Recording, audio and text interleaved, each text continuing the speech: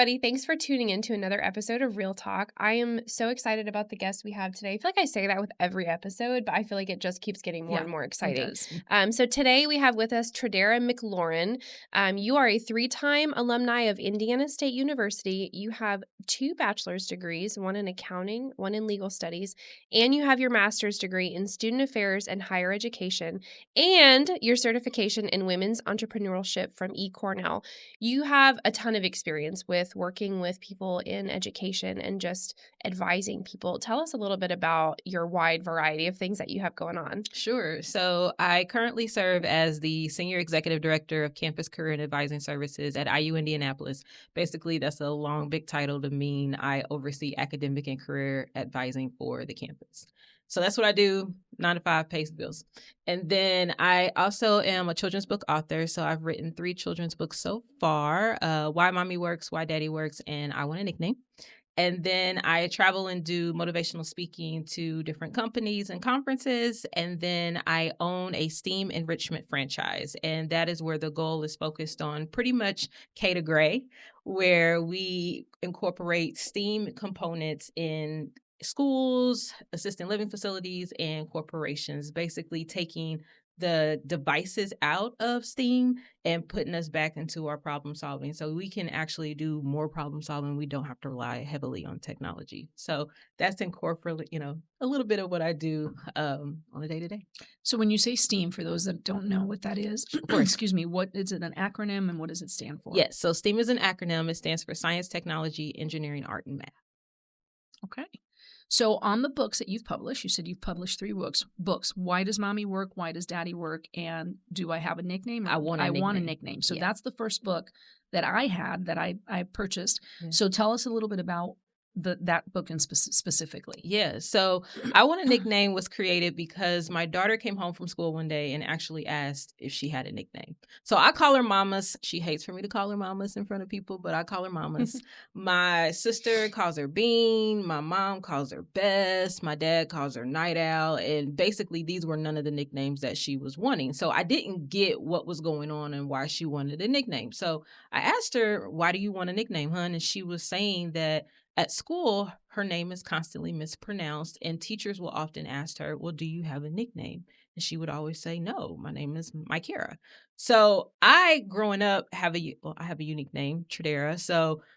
But when I grew up in Indianapolis, nobody asked me if I had a nickname. To be honest, I didn't get that question until I came to ISU for college, where people started asking me, oh, well, do you have a nickname? And I'm like, no. People call me Tredera. So when my daughter said that she was experiencing that too, and she wanted to tell teachers, this is what my name was to make it easier, I was like, no, we're not doing that. Like, let me explain how you got your name and why it's important. And it's okay to correct someone. And I get it. I'm doing it, been doing it my entire life. So when I wrote the book, it was honestly just starting out as a poem to my daughter. It wasn't meant to be a book that I was going to publish. But then I read it and I started to think about other kids that were probably in the same situation and how she feels when she is going to correct an adult in particular about how to say her name correctly. I was like, I need to publish this book for other kids like my daughter. So that's where that journey happened. I wish I would have had that book because my first job, my name is Giovanna. Okay. It doesn't seem like it's phonetically hard to pronounce. I look at all the letters and I put them together and there it is, Giovanna. But I get called everything but Giovanna. In my family, my name was Jovi. Yeah. And then when I joined the military, you only go by your last name. So the transition for me was when I got to the military, Giovanna seemed so formal and I became family with my fellow airmen. Yeah. And so for that, it was like we're past the Giovanna stage, so we can be in the Jovi stage. Yeah. But my trauma lies with my first job. My first job was a telemarketer job, which whatever. I wanted my own money. Telemarketer too. Yeah, except in my telemarketing job, they were like, we're not going to have you be Giovanna. So my first working name was Susan. So they gave me and you read off a script, right. And we were selling police ticket balls, police ticket ball. What is that? A ball? Like the ball. Balls. Yes. The ball. Police tickets or to the balls. Tickets for the police ball. Yes. Wow. That was a tongue twister. Oh, wow. Yes. That's what I'm burnt toast. Are you okay? Did you give me water? Because I feel like that might not be water. So that's so that's what I was selling. And it was bad enough that it was cold calls, and it was back in the era of the phone book. Yeah. So they'd plop this phone book and they'd be like, you have all the B's. So you'd have to start going through, and I would get so wrecked because I'd have to say, hi, my name is, and I'd have to pause. Yeah. So I was about 14, 15, I think, kind of tainted I became embarrassed of my own name. Yeah. So because I'm Cuban Panamanian and I went to school in Hialeah, shout out to Hialeah, that's almost all Cuban. Yeah. And so at that point, you give that name to a Hispanic person, they can just read it. So it was the non-Spanish speaking people that struggled with that name. Yeah. So I wish I would have had a book that gave me permission to do that, because I remember when people would mispronounce my name, I would sit in that. Yeah. Because you're told to respect your elders. 100%. So, and culturally, I don't know how it is in African American cultures, but in Latino cultures, they get real creative. They get real creative with names. Too. And so you end up with a white teacher, a Caucasian teacher trying to pronounce a Latino name. 100%. And that's difficult. So how did your daughter receive that and how did it change? Did it help her be able to do that? The funny thing, so I was a telemarketer at 15, did not sell police ball tickets, but did help with the Police Alliance. And I did not want to use my name. I did not want to use Tradera. I wanted to come up with a fake name, and they would not let me. They were like, no, you have to use your real name. And so I didn't want to use my name because, as far as I knew, there weren't that many Traderas, and I didn't want anybody to steal it. I didn't want them to be, I didn't want there to be more Traderas after that. So I didn't want to use my name. I was so mad that they made me use my name. So that's funny. My daughter, she received it okay. So I think it really does depend on where she's at and how comfortable she is. So in the book, I talk about the little girl. Her name is Shadea in the story. Ironic is Shadea came up with that name is because that's what my mom wanted to name me. I don't know what happened in the delivery room where she came up with Tradera, but I was supposed to be Shadea. And when my mom told me that, I said, I cannot stand that name. I'm so happy that you did not name me Shadea. Thank you, Lord, for coming to her and telling her that is not this girl's name. So me naming the character, that was kind of an ode and a tribute to my mom. But with that, in the story, I talk about how Shadea is playing baseball, and she scores a home run, and the whole team is shouting the wrong name. Well, that happened to my daughter, Mykara, while she was playing soccer. Everybody said the wrong name as she was going for the goal. And I think I was more mad than she was at the whole of all of it. Even the coach was saying her name wrong. Like, everybody was saying the wrong name. And I'm trying to shout louder than them. Like, do you see the mom? Like, do you see the Black family for the only Black child saying the name this way? And they just did not catch on at all that whole moment. As she's getting older, and I don't know if it's just the teen in her, she'll correct you more. As a kid, she was more just letting it roll off, and she kind of wanted to go around it. She's very quiet. She didn't want the attention on her. We try to come up with ways to show people how to say your name. So I'm like, Mykara. Like, this is Mykara. I started to honestly take more offense to it maybe than she did, because we came up with the name. So initially, I wanted to have her name spelled Mycara instead of Micara. So I was like, if I spell it with the My, they're going to know it's Mykara. Not gonna lie. Working in career services, I was like, MY on a resume does not look good. I got to think about her future, so I put it MI. I feel like it flowed better than the MY. So that was the one thing that started to come into my head was maybe I spelled it wrong, or maybe I wrote it wrong, and that's why people are mispronouncing it. But then, as I talk about in the story, I can teach little kids how to say my name or her name, and they say it correctly. So I let it alone. And like I said, now she corrects people a whole lot more than she did when she was little. She loves the book. She went through this era of where she feels like she needs to sign it too. So when I take her to places, she's like, I need to sign the book too. It's about me. That put my son in his feelings, because now he's like, well, you didn't write one about me. You got to write one about me. And so their focus is completely, I think, different than the message intentionally. But they like it. Now, what do you notice when it comes to, we're talking about kids and you say it may or may not have affected her. Yeah. I know for myself, it did affect me for a long time because not being able to feel comfortable in my own skin because of my name. And for years, I hated my name, hated my name. If people, and more so like those first weeks of school when the teacher would be like, they'd get to, they're going alphabetical and they'd get to my name. And I remember I would start sweating and they'd be like, J. And I was like, oh my gosh, it's not that hard. Yeah. Giovanna, and they'd be like Giovanni, and just come up with just Gloriana, and I'm like, where are the L and the R's in there? I don't understand it. But it does, especially if there's an underlying anxiety or if there's underlying things. I think it can kind of exasperate that a little bit. So, what have you noticed? And do you talk to a lot of kids? You said you do a lot of motivational speaking. How much of that is with children? I do. So it's a mix. I actually do author visits to schools, and I do read I Want a Nickname. And when I go to the schools, I bring a coloring sheet is one of the activities that I bring, and it says I love my name because. And I do have some children that are like, I don't like my name and this is why I don't like it, and we've had conversations with that. My first author visit, which I love to this day, I went to a school in Kentucky, and their school was primarily focused on refugee students. So pretty much the majority of their students had unique names. And I love the school so much for just even inviting me to come and do the reading. And I had like 3 classes that I visited, and we all did the activities and they bought the books. And we talked about how a lot of them got their names. And that's where I saw the kids start to see power in it, because a lot of people, I don't know if they're having the conversation about how your name was created, like how they came up with your name. And that's the one thing with Mykera. Your name came up, like me and your dad thought about that name in high school, and it came up with us combining our names together and came up with Mykera. My name came because my mom and my dad combined my name. So starting to tell them where these names came from, even when it goes down to the middle name, like starting to have that empowerment was there, and that was important. So that's what I have a lot of the conversations with. 2, with this, I Want a Nickname and Why Mommy Works and Why Daddy Works. On the covers of those books are different. So my first book with with Why Daddy Works, I tried to actually get published through that and got an agent. At one point in time, the agency, like the company, decided that they no longer wanted to publish children's books, so I got dropped.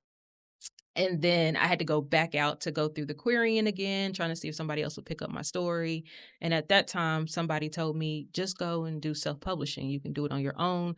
That's how, a lot of authors have gotten their start and their books get picked up later. So, okay, I went ahead and did that. As I started to talk to different illustrators and different companies, they did not want a Black family on the cover.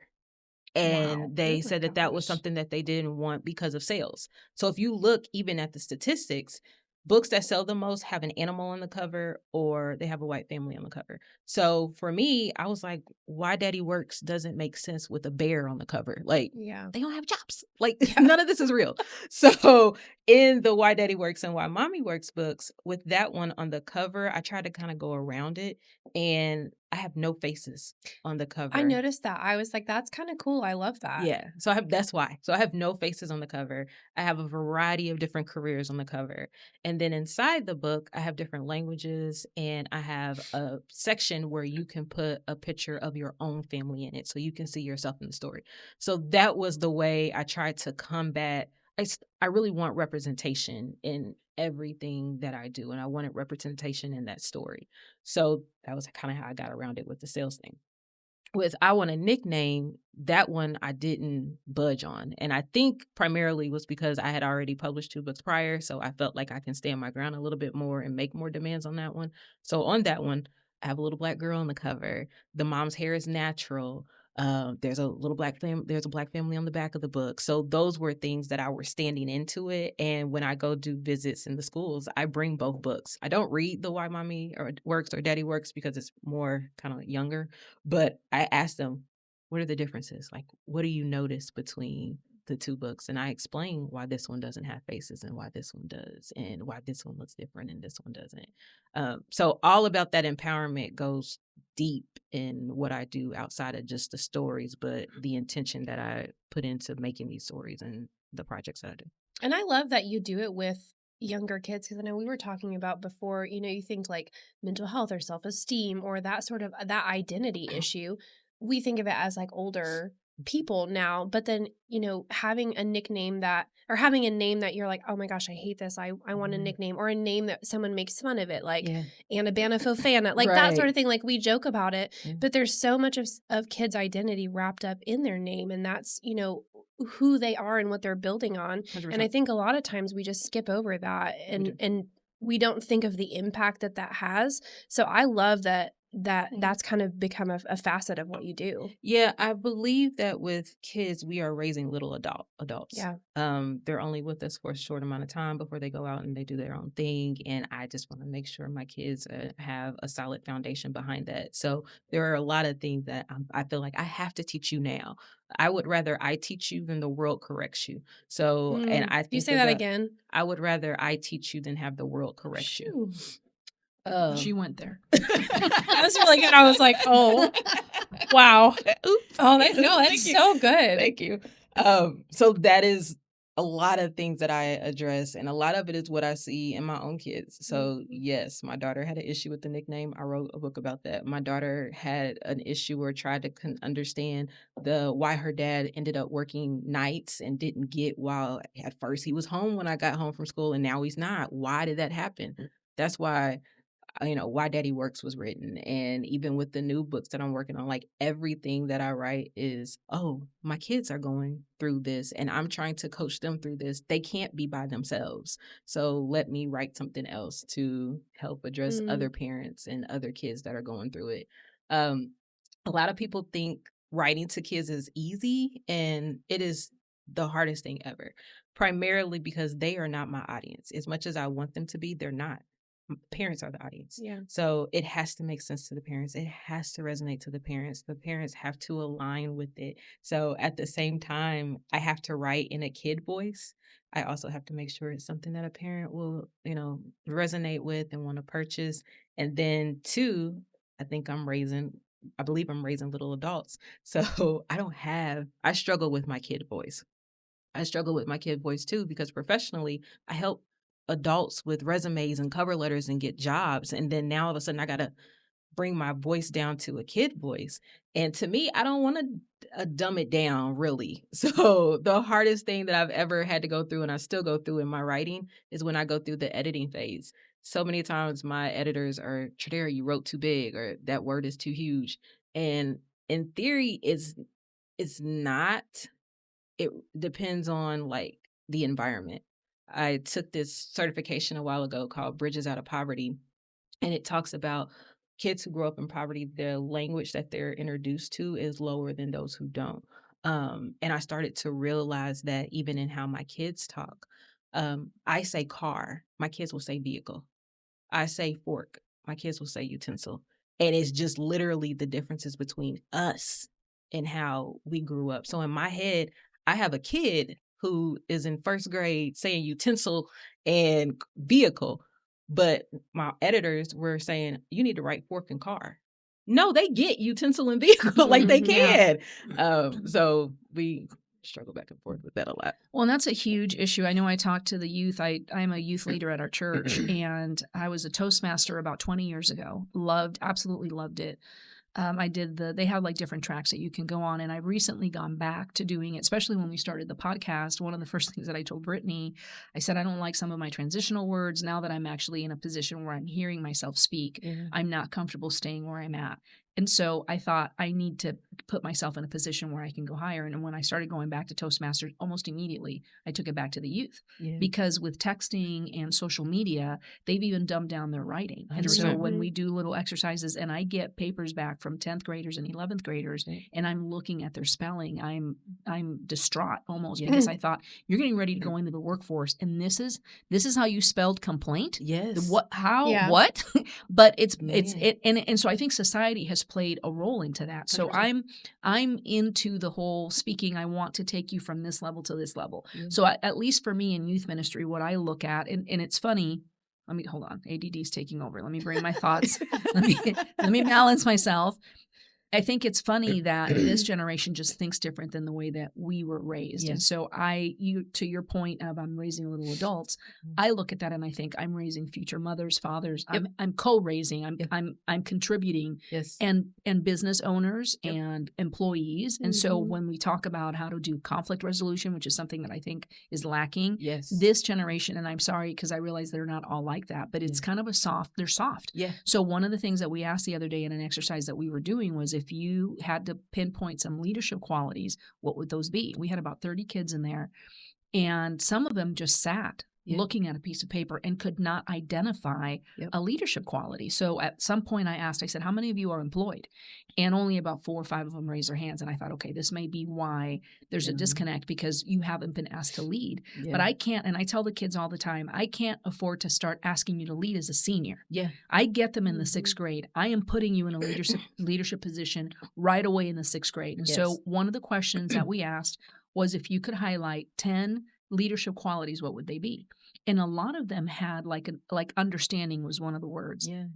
And the way that it was being used in context kind of confused me. So I asked one of the kids, I said, what does that mean? And they were leaning more towards empathy. They were like, well, I just want somebody to just like understand me. And I was like, this flipping bunch of pansies in my head. And I get where they were coming from. But at the same time, I was like, baby, if you go to work and you're late, your boss may empathize with you once, maybe twice. Times 3 strikes, you're out, you're fired, next person. And so I feel like in some circles, we're raising kids that just do not understand the meaning of resiliency. They just want you to pair up and I'm crying, so I want you to cry with me. And then we're going to stay here. I'm going to give you permission to cry. Right. I'm going to allow that space, but then I need you to wipe your tears and get yourself together. And we're on to because if I leave you there, then I didn't do nothing. I did nothing for you except pander to whatever this is. Yes, I enabled that. So one of the things that with Dr. Jones, when she was here, we talked about when specifically I want to talk about, I don't know if minority is a good word, underrepresented. Maybe let's use that word, underrepresented. Like you said, when you went to Kentucky, there's a huge margin of immigrant or what did you say? Refugee kids. So here in Terre Haute, we don't really have a big African-American population, I don't think. We definitely have African Americans, but I don't think it's on the higher end like there are in some other cities. But it becomes hard, kind of tying in the name thing, it becomes hard difficult when you have kids that don't look like me, they don't sound like me, they don't dress like me, their names are different. Because like I said, even in the Latino culture, they get real creative with names. So I think you being able to take a stand with your book and saying, no, I don't care if it's going to hurt sales or not sales, because if somebody doesn't start representing that in 5 or 10 years, we're still not being represented. 100%. So someone at some point has to come in and say, I need to deposit into you your own level of self-worth because it's repeated in generations. So like you're saying, if we're raised in poverty, and I tell the kids in church this all the time, poverty mentality has a sound to it and a smell to it. And a taste to it because you become accustomed to that. And we kind of raise them in these little boxes and then it's almost like they deal with like an envy or a jealousy of a must be nice. Well, must be nice that they have that. You can have that too. I want you to understand that you can have exactly what they have, if not more. So overcoming that, we need the Traderas and the Micaras. What's your son's name? Marcel. And the Marcels. I love you know, that. we need them out there to be able to have somebody that's poured that into, because then the other little friends that they have will mimic that. Definitely. You said a lot there in that even I can go off of was one that I talk about a lot in the college space is I'm a first generation college student, and they have a lot of resources for college students while you're in college for being first gen, but nobody talks about when you get out. And when you get out and now you're in careers that nobody in your family's ever been in. You are taking stepping stones that nobody in your family's been in. You're probably making more money than anybody in your family's ever made in. And nobody can resonate with that. Like my first job, I talk about this. My first job, I made $32,000 right out of grad school. I had 3 degrees though, which is crazy. But people thought I was rich. Like they thought I was balling out of control when I had $32,000 a year. And I'm like, y'all, but didn't understand that my student loan payment was more than my car payment. Like those are different things that people do not talk about when you get out of where your family was and you're the person who now is by yourself. Even having conversations from a workforce, my career, very rarely do I work with or report to somebody that looks like me. Very rarely. Yeah. That's what Yvonne said the same thing. She's a lot of times the only one. I'm the only one. Even my kids, they're still the only one.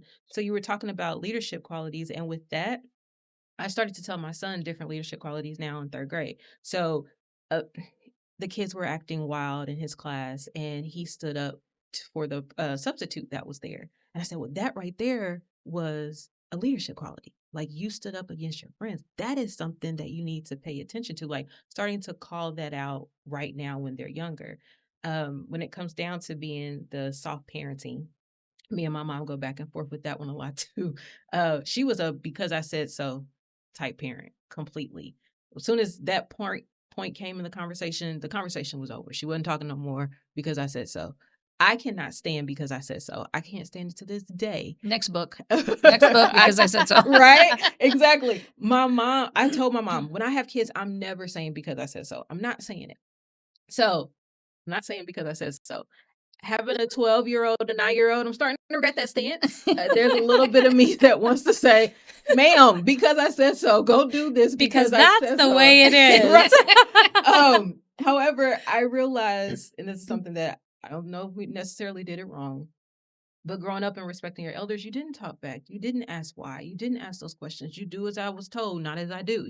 All of that. I didn't want my kids to do that because then when I came out into the workforce, I didn't know how to be in those meetings. I didn't know how to advocate for me. I was at one point like a director, and I had team members that were older than me, and I was still calling them Mrs. Such and Such, but yet they were calling me Tradera. But I'm in the executive role, and but that was how I deemed respect. However, I was looked at as, oh, you're the same age as my kid. Well, wait a minute. Age-wise, I get it. In the position that I am, we should be here on the respect level. But I mean, it was harder to go through that. And with going through that, that's one thing with my kids. No, ask me why. I want to be able to tell you why this is what it is. I don't want you to do as I say, not as I do. I don't want to say because I said so. Are my conversations with them long? Yes, it is. Do they get it half the time? No, they do not. But you think I will tell you this: my daughter is 26, and I was that. And in my house, the chancleta came out flying across the living room, and you ducked because you were going to get your butt beat, and you didn't talk back to mom. Exactly. We've had these conversations. The trauma of my mom's going to kill me if I did something. So there's a lot of stuff that I didn't even go down that road. Yeah. Because in my house, you just got spanked. there wasn't even because I said so was coming with the spanking. So I was on the end of, I'm not going to raise my kids like that. But now at 26, I notice my daughter is coming back and she's like, Mom, when you said this or when you said that. So she did listen. So at times I thought, did I fail as a parent? Did I not accomplish the things that I had to? But they process differently, and you're sowing seeds of in here where they're thinking things through. And if there is anything that I taught, at least my kids, is you will advocate for yourself until there's not a drop of oxygen left in your lungs. Definitely. No one puts you down. If you have a point, you make the point. But I have to give you the language to do that. I have to give you the language. So I'm sorry, I didn't mean to interrupt. No, so don't be discouraged. 12 and 9, they're listening, and that will come back. It will come full circle, and they'll know how to say, I am who I am. Right. And so I tell them now, like, even when I'm mad and they're mad, I'll stop them. And I'm like, okay, look, I hear you. You're passionate right now. I'm still the adult. So you can say whatever you want. I really don't care, but you're still going to respect me when we have this conversation. So let me know. So I'll stop it right there. That didn't respect me. Say it again. Say it again. Say it again. Say it again. Say it right this time. Say it again. Let's do this again. Or if they'll say something, even with them arguing with each other, if they say, oh, I think you're stupid, I'm like, okay, what value did that add to the conversation? How did that get us closer to where we are? Again, does it take forever? Yes, it does. Do I have things to do? 100%. But I want them, when they get out into that workforce, when somebody can buck up against them, I want them to be able to stand on their own. And how I tell them now, I told my son this the other day. I said, I'm your lawyer. So I was like, if anytime at school, if you're getting to a point where you feel like you can no longer advocate for yourself, say, call my mom, call my dad, let whoever know. So then we can come up there for you. I need you to be able to defend yourself. And when you can't, let me know because I'm going to pull up. So that's it.